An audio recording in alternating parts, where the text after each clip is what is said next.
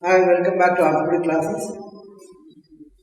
It's a 12th December is a very important day for me because it happens to be the birthday of my late wife who is responsible for actually my getting into postgraduate students in orthopedics. Actually, to start with, I was in a small village immediately after getting my graduation. She was the one who has seen the talent in me and said, "You are not a person to waste your time in a village. Better you become a postgraduate and join a teaching profession." Today I remember her for all the great things she has done. She was with me because she is no more with me, but still being her birthday, I start. I think I should start this YouTube class again, which due to various causes we could not contribute for nearly 1.5 years or so. So that's why particularly normally I don't give dates and make these YouTube classes.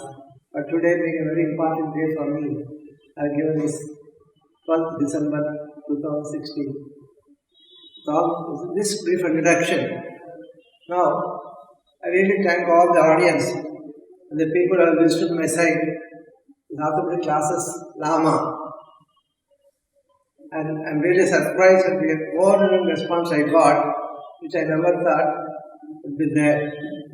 Nearly from more than 150 countries, people have visited the site, and I'm happy to tell you that nearly 43,000 visits were there, and the time spent is almost nearing 100,000 minutes. This became a real inspiration for me because I learned that so many people are interested in watching these things. I thought I should resume before it becomes too late for me to talk and then develop these things. The purpose with which I started the entire process of taking these classes was not only to make the people who appear for MBBS in our India, as we call it, graduation in medicine. For them, for undergraduates, what I teach or what I am talking is should be sufficient for them to pass their examination. But with a little bit of information for the lay public, they should also know that what is orthopedics, because unfortunately in our country especially, for everything starting from tendons, bones, muscles, everything, they call naram in Telugu, in the area where I work. Naram means translated into nerve. So whatever may be the pain, shoulder pain, neck pain, back pain, everything they say that we have got nerve pain. So the people are going to the neurologist. And it's surprising to note, very often, a post-polio paralysis case. This lady had post-polio paralysis nearly 30 years ago, and now she has got some problems. And because they used to call them as narams, as a neurological problem, she has gone to a neurophysician, a young neurophysician who might not have seen a polio case in his life. So that's the problem with these things. That's why I thought at least giving some tips about this orthopedic problem to the normal public or lay public also is going to serve some purpose. That's why in between sometimes the students may not like some of the things which I talk, but the students of undergraduation, all of them are not going to become postgraduate students or going to take the specialty of orthopedics, and naturally following orthopedics again, there are so many specialties. People have become foot and ankle surgeons, shoulder surgeons, arthroplasty surgeons, arthroscopy surgeons, spinal surgeons, like this. So I feel a little bit of knowledge for the people who are just graduates or people from the other specialties also may feel a little interesting to know the basics of orthopedics, or unlike those days where we used to refer to the books, now everything is in our fingertips. So you can easily go into the YouTube, search for it, and then if necessary, follow whatever is useful for them. So this is the purpose with which actually I started. I feel now lot of people are watching this and updating themselves about the fundamentals of orthopedic problems. Some people have told me that after watching you in YouTube, you have realized that it's an orthopedic problem, that's why we come to you. So this is exactly the thing that I expected from the public, and actually some students from other states, they asked me to take more classes or if possible to come to their state, to go to their states and take some classes for them. But still, I think if you keep the things in YouTube like this, lasting for about 10 minutes or 15 minutes, people should feel happy and try to pick it up. As you know, nowadays entire thing has become audio-visual. People don't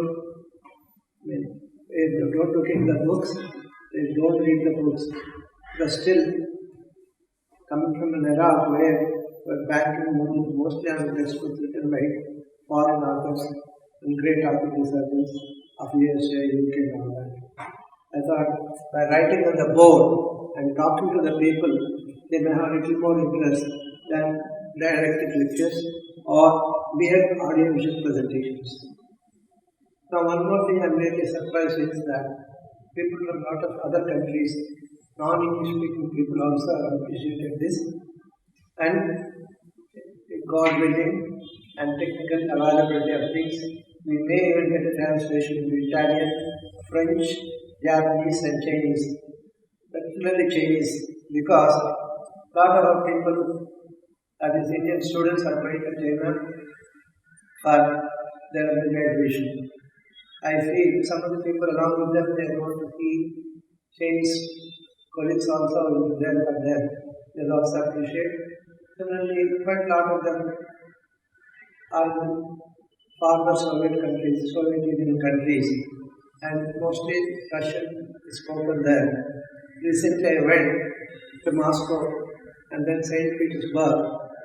One of the boys who drove me around, to my surprise he told me that is an undergraduate student in final year in St. Petersburg University. Asked why he went all the way to Russia. He said, St. Petersburg University is supposed to be one of the best in Europe, and for him, a big tea estate owner of the state of Kerala in India, sending him there is not much of a problem. He felt that it's more costly to study post-graduation or undergraduate in India than some of the other countries. So this kind of a background which I am exposed to now, I feel that my classes are going to be really useful for everybody, and if possible, I'll say that I do some justice to the people who are watching the lessons on YouTube. Now, what am I going to talk to the people in general now? So to a large extent, I was talking mostly about fractures, and mainly fractures of the upper limb, and the fractures of upper limb I finished in most of my classes. This is the fractures of upper limb. So in next episodes, I am going to concentrate more on leftover part of lower limbs, pelvis, spine, etc. After that is over, we will be talking more about cold orthopedics.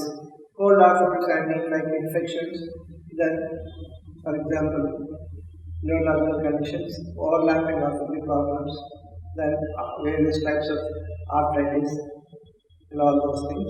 And now the latest the craze, people are want to know everything about joint replacement. About 30 years back in India, nobody knew what is real replacement. I still remember about 35 years ago, the National Conference level, first one there will be hardly about 4 or 5 speakers talking about joint replacements. And then that too from major metropolitan cities. Now, most of the people in smaller areas, niche state, sort of cities and tier 2 cities and towns, they are going to do the joint replacement. So naturally, that means that lot of people need joint replacement and lot of doubts are there. Why I am particularly stressing about this is the outcome of the joint replacement depends upon the preoperative sessions with the patient, proper assessment, planning, and you must tell the patient what we are likely to expect following the surgery. Very often people feel that once they have joint replacement, they think they become normal. As a matter of fact, why I am reminded about this is recently met a patient, a senior professor from one of the big universities of USA. He had a party. That's some kind of a get together in his honor. And I was sitting next to a lady. Suddenly, when she was told I am not a surgeon, suddenly looked at me with staring eyes and said, "What is the big problem of doing this bloody replacement, joint replacements and all that?" Typically, she was angry. I was so much upset. My husband underwent arthroplasty, joint replacement. And now, what is special? Nothing. It's just like normal. Then, just like normal, are you sure? Then why I shouted at him? No, I said, they told me that it will become just like normal, but he hasn't. So this is where I am worried. Then I asked him, what's your husband? He told me that her husband was still a professor. And why did you go to the orthopedic surgeon for joint replacement if you don't have any problem? Then she told me that, see, you could drive his car, you could get into the process, you used to have a lot of problems, standing and delivering lectures. Now we see, no, he drives his car to the university, he takes lectures. Then I said, what does he want? At the age of he was 80 by the time I saw him. Then I said, at 80, some orthopedic surgeon in the USA has done a wonderful job, and her husband is getting back into his job, driving the car in the USA, and then taking classes. So what else you want? No, I thought it would become normal. I said, it can't be. It can't be. Your husband cannot become a 16-year-old fellow or a 40-year-old like that. So then she has realized from next time, she was after 1 year, 1.5 years. She was so happy. Sir, I realized this counseling has not been done to me. I don't know. Usually, I have seen a lot of people in the USA and UK, they'll have proper counseling before surgery. But probably this lady did not attend the counseling, or she expected what was actually told to her during the counseling. So this is one of the important things in arthroscopy. Arthroscopy there, we don't actually operate on the joint, replace the joint. We enter the joint when the joint is damaged badly, especially due to sports injuries and other vehicular accidents, especially two-wheeler accidents. So these people, we don't actually operate. That is, cutting will not be there. So just like laparoscopy for the abdomen, we look into a keyhole, through that we do the surgery. Now this also is very much advanced. Nowadays, a lot of people come and ask us, sir, what is arthroscopy? Some people say we should not know about that. No, that's not the thing. Arthroscopy is well developed in India also.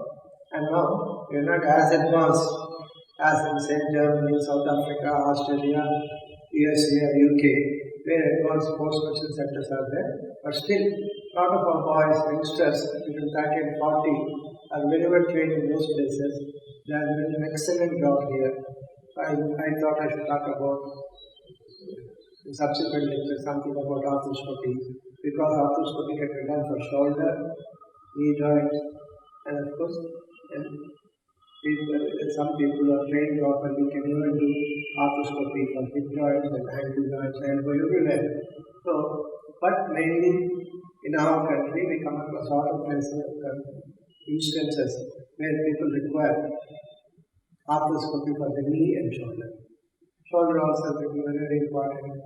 Actually, when we were students, we never knew some of the things which we actually see after this arthroscopy. These things, be prepared. I will tell you in a couple of weeks. We are going to come forward with regular lectures, and I think I will be able to upload lectures every week, at least 2 or 3. Thank you, share Merry Christmas and Happy New Year.